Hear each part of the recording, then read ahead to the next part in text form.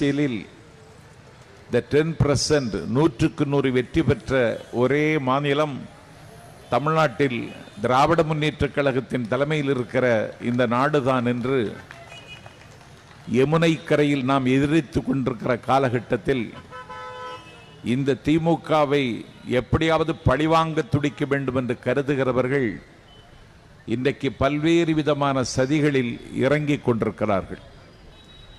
ஒரு மழை நாளில் 1949 ராபின்சன் நந்தவனத்தில் மழை தூறிக்கொண்டிருக்கிற அண்ணா இந்த தென்திசை தீபத்தை தொடங்கி வைத்த அன்றைக்கு அண்ணா பேசினார். தம்பி, ஒரு பழைய கலாச்சாரம் தன்னுடைய முகத்தையும் முகவரியையும் இழந்துவிட்டது. தம்பி, காலம் காலமாக கட்டி காப்பாற்றி வந்த பண்பாடு கண்முன்னால் உடைந்து சிதறி உருமாறிக் கொண்டிருக்கிறது. தம்பி, கண்ணுதற் பெருங்கடவுளும் கழகமோடமர்ந்து பண்ணுறத் தெரிந்த பசுந்தமிழ் மொழி அடிந்து கொண்டிருக்கிறது.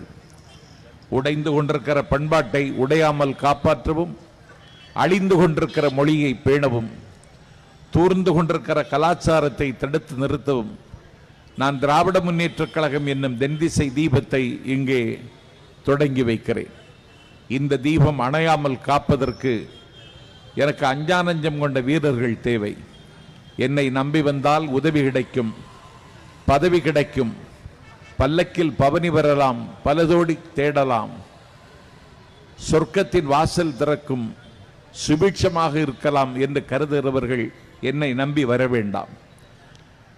என்னை நம்பி வந்தால் ஆபத்துகள் வரும், என்னை நம்பி வந்தால் அடக்குமுறைகள் வரும், என்னை நம்பி வந்தால் மரணம் கூட உங்கள் வாசலுக்கு வரும்.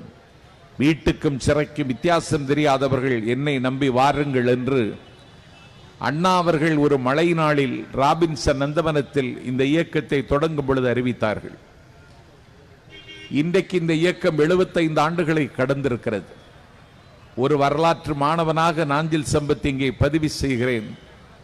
உலகத்தில் பல்வேறு காலகட்டங்களில் பல இயக்கங்கள் தோன்றி இருக்கின்றன.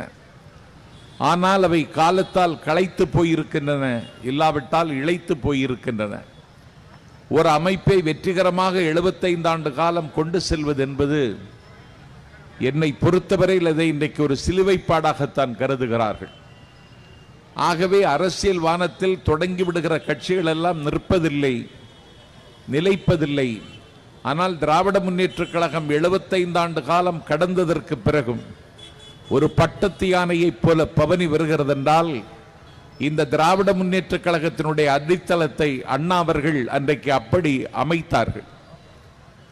அதனால்தான் YMCA திடலில் நண்பர் மாசு அவர்களின் முயற்சியில் நடந்த முப்பெரும் விழாவில் விருது வழங்கி சிறப்பித்த விழாவில் பெரியாரையும் அண்ணாவையும் நாம் நினைவு கூர்ந்தோம். பெரியார் இந்த நாட்டில் எனக்கு தெரிந்து உலக வரலாற்றில் எத்தனையோ சிந்தனையாளர்கள் பிறந்திருக்கிறார்கள். அவர்கள் இந்த நாட்டில் பேசியிருக்கிறார்கள், எழுதியிருக்கிறார்கள்.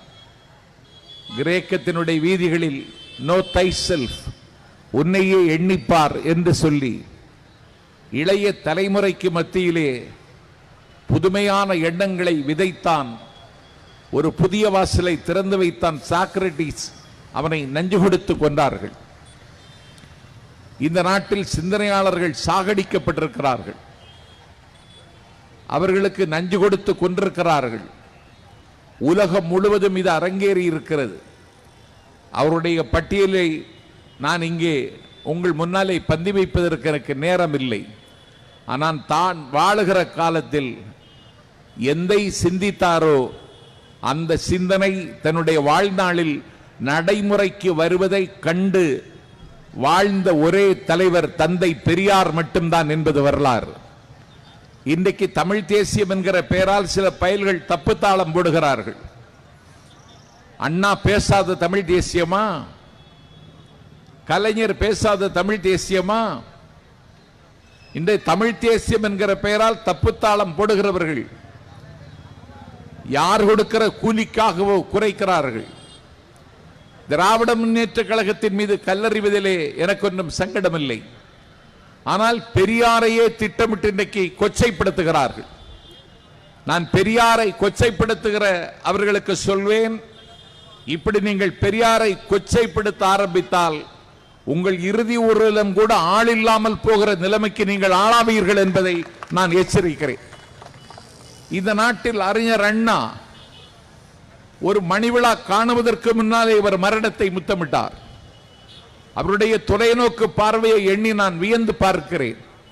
அவர் வெள்ளை மாளிகையில் என்றொரு புத்தகம் எழுதினார்.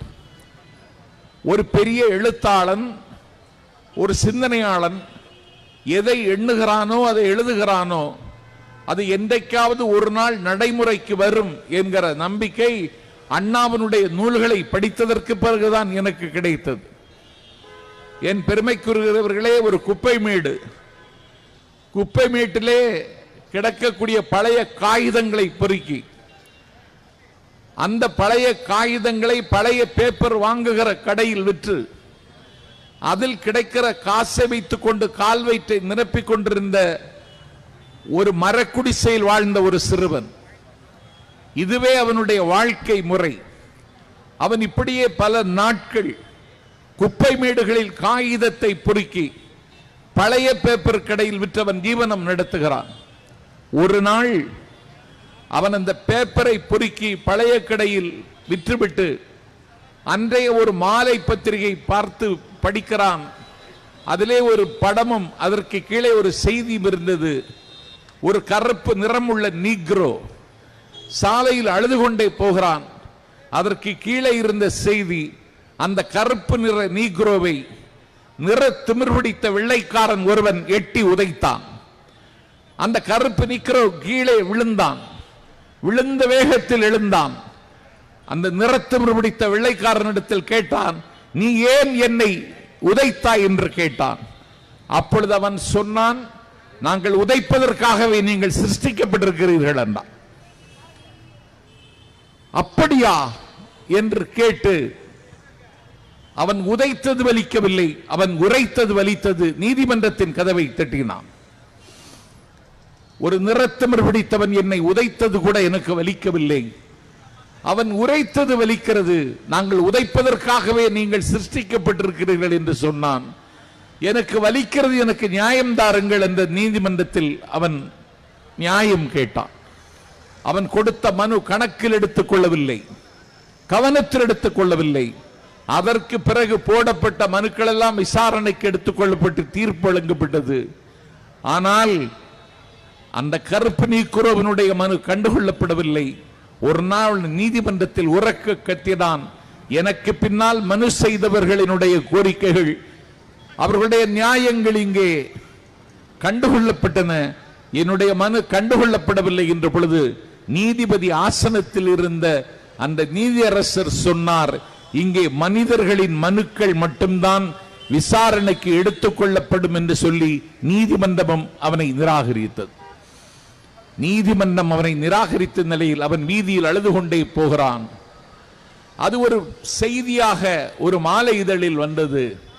அந்த செய்தியை படித்துவிட்டு அந்த மண் குடிசையில் வாழ்ந்த அந்த இளைஞன் பழைய காகிதத்தை பொறுக்கி பேப்பர் கடையில் விற்று வாழ்க்கை நடத்திய இந்த இளைஞன் அன்றைக்கு சூளுரைத்தான், ஓ கடவுளே, எனக்கு ஒரு வாய்ப்பு கிடைக்குமானால் இந்த கொடுமையை உடைத்து நொறுக்குவேன். Oh my God, if I got a chance I will hit it hard என்று சொல்லி அன்றைக்கு அவன் சூளுரைத்தான். அதற்கு பிறகு அந்த சூளுரையை நிறைவேற்றுவதற்கு 17 ஆண்டு காலம் 17 முறை களம் கண்டான். 17 முறையும் காயம்பட்டு தோற்று கீழே விழுந்தான். 18வது முறை வெற்றி பெற்றான். அவனுடைய பெயர்தான் ஆபிரகாம் லிங்கன். அந்த ஆபிரகாம் லிங்கன் அங்கே செய்த அதிசயத்தை இந்த மண்ணில் செய்த தலைவனுடைய பெயர் அண்ணா.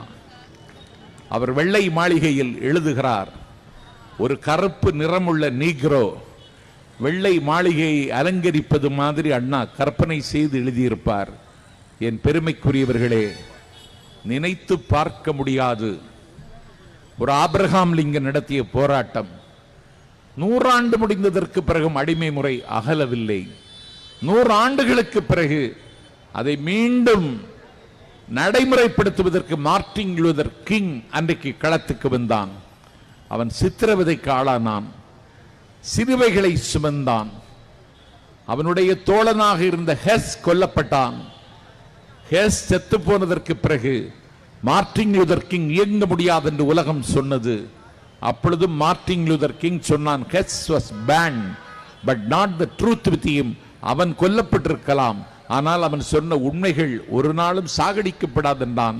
அவன் சிறை வைக்கப்பட்டான். அண்ணா அமெரிக்காவுக்கு சென்றார்.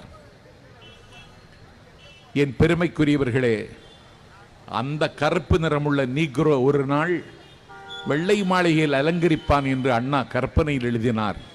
என் கண் முன்னால், உங்கள் கண் முன்னால் அது நடந்தது. பாரக் ஹுசைன் ஒபாமா என்கிற நீக்ரோ வெள்ளை மாளிகையின் அதிபராக காலம் அவனை அந்த அரியாசனத்தில் கொண்டு உட்கார வைத்தது. ஏன் இதை சொல்லுகிறேன் என்றால், அதே நிலைமை நமக்கு அன்றும் இருந்தது, இன்றைக்கும் இருக்கிறது.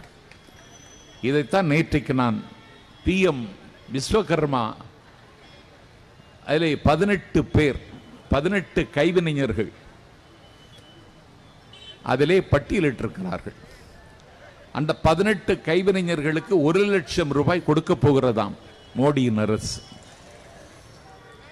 அதற்கு தமிழ்நாடு அரசு ஒத்துழைக்கவில்லை என்பதல்ல உண்மை. தமிழ்நாடு அரசு அதை ஏற்றுக்கொள்ளவில்லை. தமிழ்நாட்டில் நாங்கள் அதை நடைமுறைப்படுத்த மாட்டோம் என்று எங்கள் முதலமைச்சர் அண்ணன் ஸ்டாலின் சொன்னார். நான் நேற்றைக்கு கேட்டேன், கைவினைஞர்கள் அந்த பட்டியலில் ஓட்டுநர், டிரைவர் இருக்கிறாரா என்று கேட்டேன். ஓட்டுநர் இல்லை. கைவினைஞர்கள் என்று சொன்னால் தவில் வாசிக்கிறவன், அவனுக்கு கைதான் அந்த கலையிலே அவனுக்கு உதவி செய்கிறது, அவனுடைய பெயர் இருக்கிறதா என்று கேட்டேன். இல்லை. தமிழர்களினுடைய வாத்தியம் நாதஸ்வரம், அந்த கைவினைஞர் அந்த பட்டியலில் இருக்கிறானா? இல்லை. புல்லாங்குழல் வாசிக்கிறவன், ஒரு துவாரத்தின் வழியாக இசையை உள்வாங்கி மறு துவாரத்தின் வழியாக இசையை வெளியேற்றுகிற புல்லாங்குழல் கலைஞனுடைய பெயர் இருக்கிறதா என்று கேட்டேன். இல்லை. கைவினைஞர்கள் என்றால் சென்னையில் பார்க்கிறேன், காலை துயில் எழுந்தவுடன் ஒரு சின்ன கைப்பையை எடுத்துக்கொண்டு ஒரே சகோதரி 4 வீட்டில் பணிவிடை செய்வதற்கு அவள் புறப்படுகிறாள். அவள் அந்த பட்டியலில் இருக்கிறாளா என்று கேட்டேன். இல்லை. சாணை பிடிக்கிறவன் என்று சொல்லி ஒரு சக்கர நாற்காலி போல ஒரு நாற்காலியை நகர்த்தி கொண்டு வந்து வீட்டின் முன்னால் வந்து நின்று சாணை பிடிக்க வேண்டுமா என்று சத்தம் போட்டு கேட்கிறான். அவன் அந்த பட்டியலில் இருக்கிறானா என்று கேட்டேன். நான் கேட்ட யாரும் அந்த பட்டியலில் இல்லை. இதில் கொடுமை என்னவென்றால், அதற்கு நீங்கள் மனு போடுகிற பொழுது உங்களுடைய சாதி சான்றிதழை தாருங்கள் என்று கேட்கிறார்கள். எதற்கு கேட்கிறாய்? சாதிவாரி கணக்கெடுப்பை நடத்தினால் உன்னுடைய தயவில்லாமலே அவர்களுக்குரிய சலுகைகளை வங்கி கணக்கில் நீங்கள் செலுத்த முடியும். நீங்கள் தயாரில்லை. இன்றைக்கு பண்ணி கேட்கிறோம், திரும்ப திரும்ப கேட்கிறோம், எங்களுக்குரிய நிதியை விடுவியுங்கள் என்று. இத்தனை அலுவலர்களுக்கு மத்தியிலும் மாண்புமிகு முதலமைச்சர் வெளிநாட்டு சுற்றுப்பயணத்தை முடித்துக் கொண்டு the flight mood என்பார்கள். விமானத்தில் பயணம் செய்தால் கொஞ்சம் களைப்பு இருக்கும், சோர்வு இருக்கும். அந்த களைப்பையும் சோர்வையும் கூட கணக்கில் எடுத்துக் கொள்ளாமல் டெல்லிக்கு செல்கிறார். சர்வசிக்ஷான் கல்விக்கான நிதியை விடுவியுங்கள், 2வது மெட்ரோல் திட்டத்திற்கான நிதியை விடுவியுங்கள் என்று சொன்னதற்கு பிறகு இப்பொழுதுதான் விடுவிப்பதற்காக ஒத்துக்கொண்டிருக்கிறார்கள் என்றால், எங்கள் முதலமைச்சரை நீங்கள் நீண்ட காலம் நிராகரிக்க முடியாது. முடிவெடுக்கிற இடத்தில் இந்திய அரசியலில் திமுக இன்றைக்கு இருக்கிறது. நாங்கள் கேட்பது, அறிஞர் அண்ணா மாநில சுயாட்சி கேட்டார். பவள விழா காணுகிறோம் என்றால் திமுக என்ன அதிசயங்களை நிகழ்த்தியது, திமுக இந்திய அரசியலில் என்ன சாதித்தது. 1975 அன்னை இந்திரா இந்த நாட்டில் எமர்ஜென்சி கொண்டு வந்த பொழுது கலைஞர் அன்றைக்கு ஆட்சியில் இருந்தார், அதிகாரத்தில் இருந்தார். நாங்கள் வல்லாதிக்கத்திற்கு வணக்கம் செலுத்துகிறவர்களாக இருந்தால், ஒரு அடிமை அரசியல் எங்களுக்கு உடன்பாடு கருதினால் இந்தியா பாகிஸ்தான் யுத்தத்தை 10 நாளில் சந்தித்து பகை முடித்து உலகப்பந்தில் ஒரு தேசத்தை கருவில் சுமந்து பெற்று தந்தார் வங்காள தேசத்தை. அந்த அன்னை இந்திரா அன்றைக்கு எமர்ஜென்சி கொண்டு வந்த பொழுது இந்திய துணைக்கண்டத்து அரசியலில் அதிகாரத்தில் இருந்த தலைவர் Kalaignar revoke emergency, release national leaders என்று சொல்லி அதை அன்றைக்கு அவர் எதிர்த்தார். இந்திய துணைக்கண்டத்து அரசியலில் காங்கிரஸ் அல்லாத ஃபர்ஸ்ட் கவர்மெண்ட் மொரார்ஜி தேசாய் அவர்களின் தலைமையில் அமைந்ததென்றால் அன்றைக்கு அதற்கு அகரம் எழுதியவர் தலைவர் கலைஞர். அதற்கு பிறகு அந்த சர்க்கார் நிலையற்று சரிகிற பொழுது ஒரு உழவர்களினுடைய நம்பிக்கையாக பேசப்பட்ட சரண் சிங் அந்த நாற்காலியில் அமர்வதற்கு விதி சமைத்தவரும் திமுக தான், கலைஞர் தான். அந்த சரண் சிங் சர்க்காருக்கு சங்கடம் இருக்கிற பொழுது ஒரு தேவகவுடாவை இந்த தேசத்தின் அதிபராக்கி பார்த்ததும் திமுக தான். அந்த தேவகவுடாவினுடைய குற்றம் சரிகிற பொழுது இந்திய அரசியலில் வெளிவிவகாரங்கள் அமைச்சராக பல்லாண்டு காலம் பரிணமித்த இந்தர்குமார் குஜரால், ஐகே குஜராலை அந்த ஆசனத்தில் உட்கார வைத்து பார்த்ததும் திமுக தான், கலைஞர் தான்.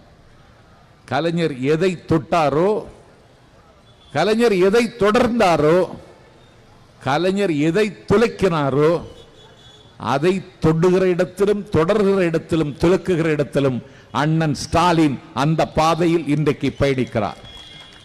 இன்றைக்கு இந்தியா கூட்டணி அமைந்திருக்கிறது. இந்தியா கூட்டணியில் சலசலப்பு, கைகலப்பு, விரிசல் என்றெல்லாம் சொல்லுகிறார்கள். அப்படி எதுவும் இல்லை என்று நாங்கள் திரும்ப திரும்ப சொல்ல வேண்டியது இருக்கிறது.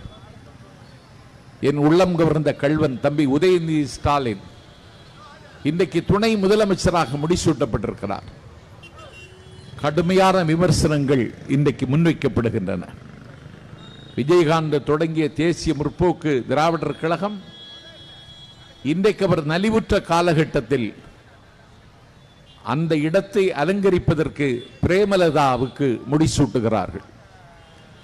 பிரேமலதாவினுடைய தம்பி சுதீஷ் இன்றைக்கு அந்த கட்சியினுடைய விதியை தீர்மானிக்கிற இடத்தில் இருக்கிறார்.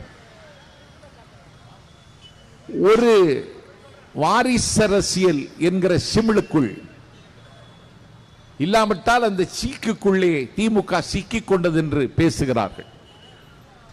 உதயநிதி ஸ்டாலின் எனக்கு தெரிந்து இன்றைக்கு கர்நாடகத்தில் ஆந்திராவில் இருக்கிற பவன் கல்யாண் என்பவர் சனாதனத்தைக்கு எதிராக பேசுகிறவர்கள் அழிந்து போவார்கள் என்று உதயநிதியை மனதில் வைத்துக் கொண்டவர் சாபமிடுகிறார். நான் பவன் கல்யாணுக்கும் சொல்வேன், சங் பரிவார்களுக்கும் சொல்வேன், சனாதனிகளுக்கும் நாஞ்சில் சம்பத் திமுகவின் பழவிழாவில் சொல்வேன். அன்றைக்கு வைக்கத்தில் போராட்டம் நடந்தது. தெற்கு திசையில் மனோகரமான மலையாள மண்ணில் வரலாற்று சிறப்பு மிகுந்த மகாதேவர் குடியிருக்கிற திருத்தலம் வைக்கம்.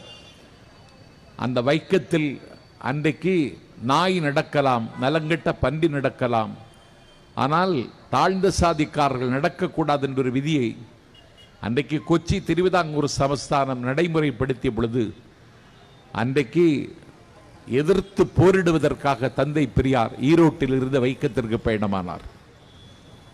பெரியாருக்கு மலையாளம் தெரியாது. கொச்சி திருவிதாங்கூர் சமஸ்தானத்தினுடைய மன்னர் பெரியாரின் மீது அடக்குமுறையை ஏவி விட முடியாது. ஏனென்றால் ஈரோட்டுக்கு ஜவஹர்லால் நேரு முதல் திருவிக்கா வரை, கொச்சி திருவிதாங்கூர் சமஸ்தானத்தின் மன்னர் வரை ஈரோடு வந்தால் அவர்கள் தங்குவதற்கான இடம் அன்றைக்கு பெரியாரின் வீடாகத்தான் இருந்தது. அதனால் அந்த மன்னர் கொஞ்சம் யோசித்தார். பெரியார் அந்த மக்களிடத்தில் பேசினார். உங்களுக்கு நான் துணை நிற்கிறேன், என்னோடு வாருங்கள் என்று அழைத்தார். அந்த வீதியில் அவர் நடக்க ஆரம்பித்தார். அப்பொழுது பெரியாருக்கு எதிராக மணிமுடி தரித்திருந்த கொச்சி திருவிதாங்கூர் சமஸ்தானத்தின் மன்னர் பெரியாரை கொல்வதற்கு அன்றைக்கு ஒரு அஸ்வமேத யாகத்தை வளர்த்தார். பெரியாருக்கு தகவல் சொல்லப்பட்டது. உங்களை கொன்று விடுவார்கள் போல் தெரிகிறது. மன்னர் யாகம் வளர்க்க ஏற்பாடு செய்து யாகத்தை எரிந்து கொண்டிருக்கிறது. யாகத்தின் முடிவில் நீங்கள் உயிர் துறந்து விடுவீர்கள் என்று சொல்லுகிறார்கள் என்று பெரியாரிடத்தில் சொன்னார்கள்.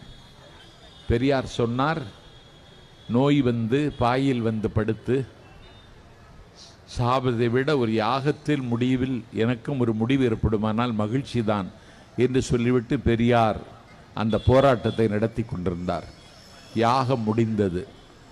யாகம் முடிந்த அடுத்த 10 நிமிடங்களில் செய்தி வந்தது, கொச்சி திருவிதாங்கூர் சமஸ்தானத்தின் மன்னர், யாகத்துக்கு ஏற்பாடு செய்த மன்னர் இறந்து விட்டார் என்று செய்தி வந்தது. பெரியாரை சாகடிப்பதற்கு யாகம் வளர்த்தான் மன்னன். பெரியார் சாகவில்லை, மன்னன் தான் மடிந்தான். இது பவன் கல்யாணுக்கு நாஞ்சில் சம்பத்து வேளச்சேரியிலிருந்து சொல்லுகிறேன், என் தம்பிக்கு அழிவு வராது. அவர் ஆளுமையோடு இயங்குகிறார். தந்தை பெரியாரின் குடியரசு 1925 வந்த நாளிலிருந்து 1949 வரைக்கும் அந்த குடியரசை ஒரு ஆராய்ச்சி மாணவனாக படித்தவன் என்ற தகுதியில் உங்கள் முன்னால் நான் இருக்கிறேன். அந்த குடியரசு இன்றைக்கு ஆவணப்படுத்தப்பட்டு திடலில் ஆசிரியர் பெருமானம் ஆனைமுத்தையாவும் அந்த தொகுப்பை கொண்டு வந்திருக்கிறார்கள். அந்த குடியரசில் என்னெல்லாம் இருக்கிற முக்கிய செய்திகளை படித்துக் கொள்வதற்கு இன்றைக்கு முரசொலியில் கடைசி பக்கத்தில் பாசறை பக்கம் என்றொரு பக்கத்தை ஒதுக்கி பூத்து வருகிற புதிய தலைமுறைக்கு தம்பி உதயநிதி இன்றைக்கு வகுப்பெடுக்கிறார். பெரியார் காலத்திலிருந்து திராவிட இயக்கத்தின் வரலாற்றில் 250 பாசறை கூட்டங்களை பெரியார் நடத்தியதில்லை, அண்ணா நடத்தியதில்லை, கலைஞர் நடத்தியதில்லை, அண்ணன் ஸ்டாலின் நடத்தியதில்லை. தம்பி உதயநிதி ஸ்டாலின் உத்தரவில் 250 பாசறை கூட்டங்களை நாங்கள் இன்றைக்கு நடத்தியிருக்கிறார் தம்பி உதயநிதி ஸ்டாலின். இன்றைக்கு ஒரு தேக்கம் ஏற்பட்டிருக்கிறது. தமிழச்சி தங்கபாண்டியனுக்கும் ஆசுவுக்கும் சொல்லுகிறேன், நம்முடைய பிரச்சாரத்தில் ஒரு இடைவெளியும் தேக்கமும் பின்னடைவும் ஏற்பட்டிருக்கிறது. இதை சரி செய்ய வேண்டுமானால் புதிய சிந்தனைகளை உருவாக்கி அதை நெஞ்சில் கருவாக்கி வெளிப்படுத்துகிற எக்ஸ்பிரஷன் ரொம்ப முக்கியம். அப்படிப்பட்டவர்களை உருவாக்குவதற்கு இன்றைக்கு கலைஞர் 100ஆண்டு விழா பேச்சு போட்டி என்று உதயநிதி ஸ்டாலின் அறிவித்தார். ஒரு ஆச்சரியத்தை உங்களுக்கு சொல்லுகிறேன், அந்த பேச்சு போட்டியில் கலந்து கொள்ள வேண்டும் என்று மனு போட்டவர்களின் எண்ணிக்கை 70,000 பேர். உலகத்தில் எந்த இயக்கத்திலும் இந்த அதிசயத்தை பார்க்க முடியாது. 70,000 பேர் நான் முந்தி நீ முந்தி என்று பெயர் கொடுத்தார்கள். நானும் நடுவராக சென்றேன். இன்றைக்கு 903 பேரை நாங்கள் அடையாளம் கண்டு தம்பி உதயநிதியிடத்தில் பட்டியல் கொடுத்திருக்கிறோம். அடுத்த போட்டி நடைபெற இருக்கிறது. இறுதிப் போட்டி 19-20 வாக்கில் சென்னையில் நடக்க இருக்கிறது. 100 புதிய சொற்பொழிவாளர்களை தேர்ந்தெடுப்பதற்கு இன்றைக்கு ஒரு புதிய பாதையை தம்பி உதயநிதி இன்றைக்கு அறிமுகம் செய்திருக்கிறார். அதை தாண்டி தமிழ்நாட்டினுடைய தலைநகரம் தமிழ்நாடு இன்றைக்கு விளையாட்டுக்கும் தலைநகரமாக தம்பி உதயநிதியால் இன்றைக்கு அந்த தகுதியை பெற்றிருக்கிறது. விளையாட்டு இளைஞர் நலன் என்பது முக்கியமான துறை அல்ல. அதை ஒரு முக்கியமானவருக்கு கொடுக்கிற பழக்கமும் நம்முடைய மரபில் இல்லை.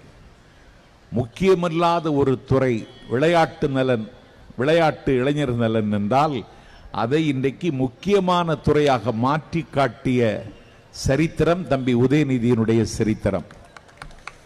இன்றைக்கு செஸ் மாமல்லபுரத்தில் நடக்கிறது.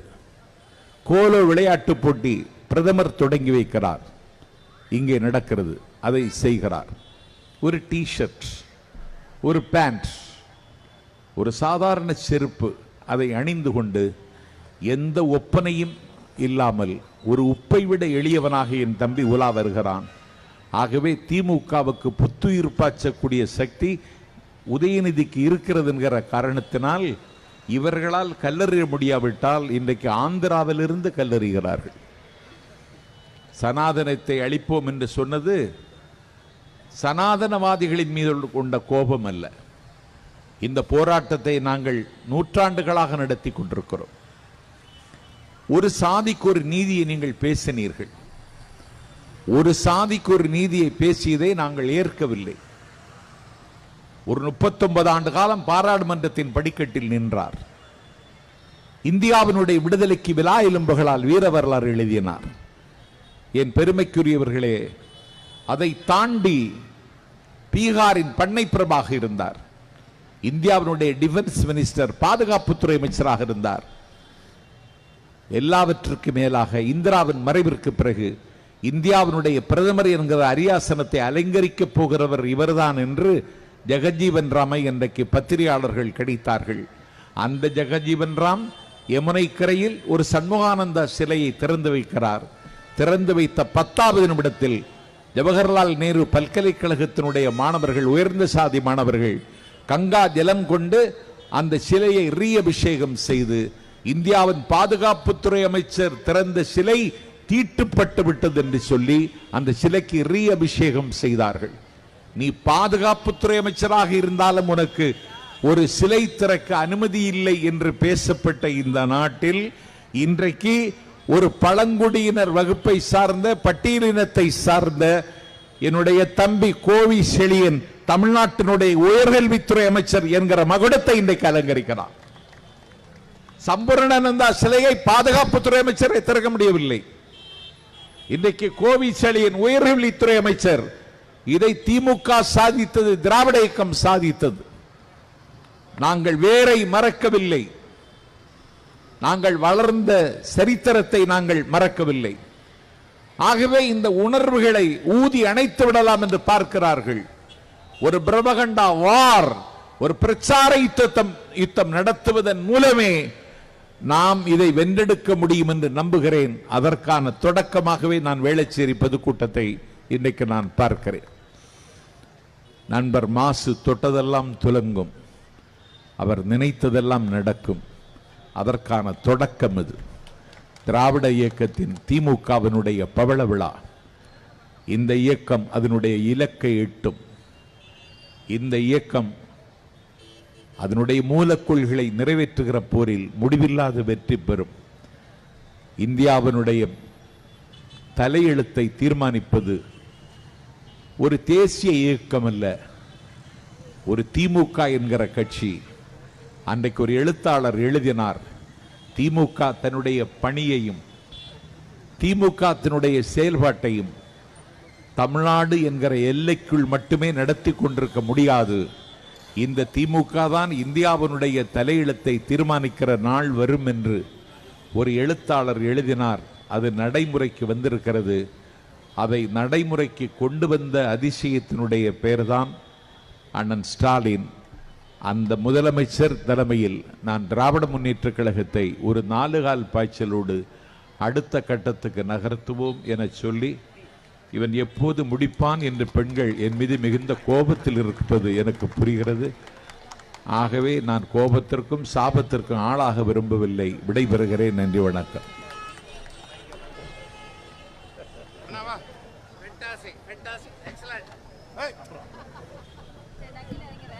நிகழ்ச்சிக்கு வருகை தந்த அண்ணன் மாவட்ட செயலர் அவர்களுக்கும், நாடாளுமன்ற உறுப்பினர் அக்கா அவர்களுக்கும், மற்றும் மாமன்ற உறுப்பினர் வட்டக்கலை அனைவருக்கும் நன்றி கூறி விடைபெறுகிறேன். நன்றி நன்றி நன்றி.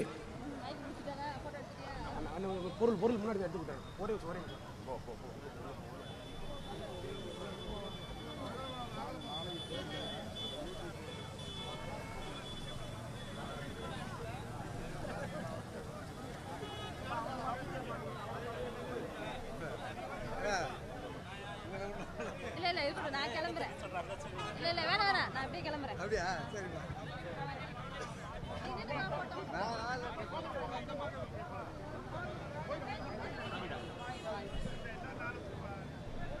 ராவதி